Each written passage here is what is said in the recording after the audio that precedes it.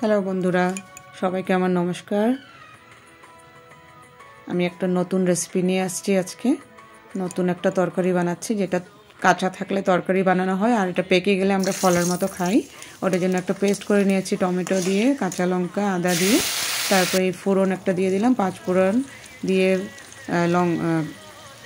শুকনো লঙ্কা দিয়ে, তেজপাতের একটা ফোড়ন দিয়ে দিয়েছি। তারপরে এই পেস্টটা ঢেলে দিলাম, এটাতে নুন দিয়ে দিয়েছি, এটাতে আমি জিরে গুঁড়ো দিয়েছি,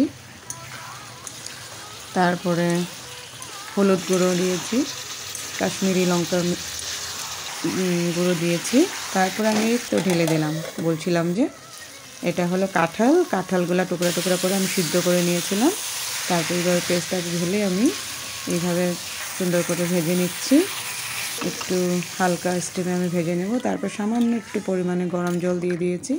তারপর এটাকে প্রায় 20 মিনিটের মতো আমি রান্না করব।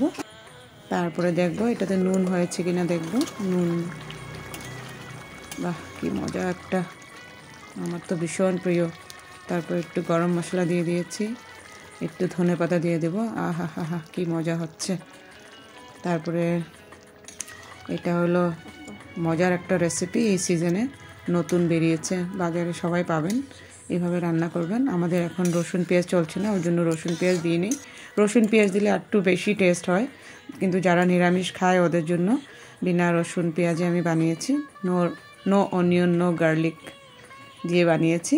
যারা ফুললি ভেজ ওরা এইভাবে ট্রাই করতে পারেন।